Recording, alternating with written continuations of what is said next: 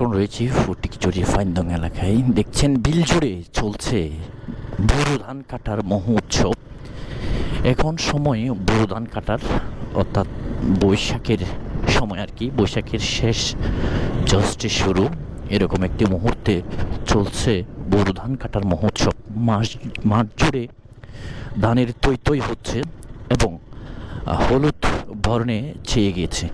যদিও কিছুদিন আগে একটি বৃষ্টিতে কৃষকের ধানে বেশ ক্ষয়ক্ষতি হয়েছে, তবে ধান মাশাআল্লাহ ভালোই হয়েছে। এবং পাশাপাশি এখন যদিও কৃষকের যে ধানের একটা ধান কাটার যে শ্রমিক প্রয়োজন, সেই শ্রমিকের দাম কিন্তু তুলনামূলক বাড়তি। তারপরেও কৃষকরা যেহেতু ধান করেছে, সেগুলো অবশ্যই তুলতে হবে, যত টাকায় খরচ হোক না কেন। কৃষকদের কিন্তু এবার ন্যায্য মূল্য না পেলে বিশাল একটি ক্ষয়ক্ষতি হয়ে যাবে কৃষকদের। তারপরেও কৃষি পেশাটা হচ্ছে একটি বংশ পরম্পরা পেশার মতো অনেকটাই। আসলে এটা ক্ষতি হলেও কৃষকরা কিন্তু এটা ছাড়তে পারে না, চেষ্টা করে এই বছর ক্ষতি হলে আগামী বছর পুষিয়ে নেওয়ার জন্য। এরকম একটি অবস্থা। মাঠের চতুর্পাশে ধান তৈ তৈ করছে, যেখানে ভালো হয়েছে সেখানে ভালোই, যেখানে খারাপ হয়েছে সেখানে খারাপ। আমার ডান পাশে যে মাদ্রাসাটি দেখা যাচ্ছে, এটি হচ্ছে বেড়াজালি মজিদিয়া ইসলামিয়া দাখিল মাদ্রাসা।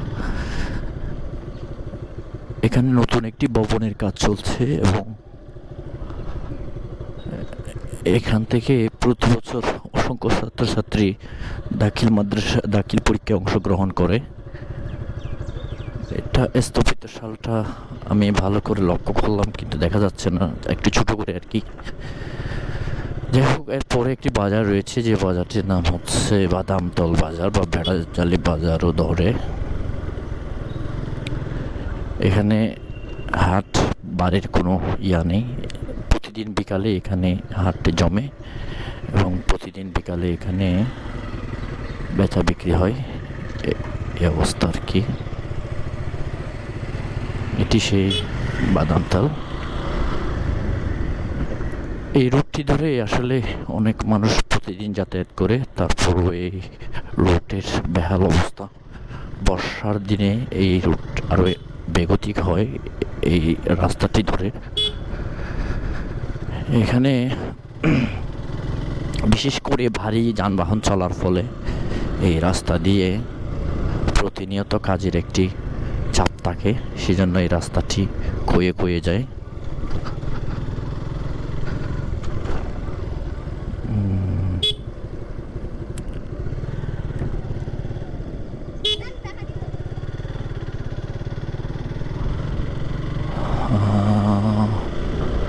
যাই হোক, এখন বোরো ধান কাটার সময় পরে সেরকম একটি দৃশ্য আপনাদের সাথে শেয়ার করেছি চট্টগ্রামের ফটিকছড়ির ফাইনদং এরিয়া থেকে।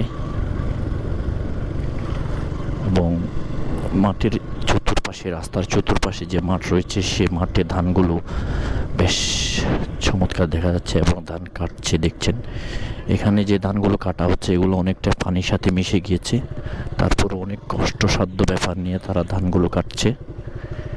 এ হচ্ছে অবস্থা কৃষকের আর কি। ধানগুলো অনেকটাই মাটির সাথে, ওখানে যে পানিগুলো রয়েছে সে পানির সাথে মিশে গিয়েছে আর কি।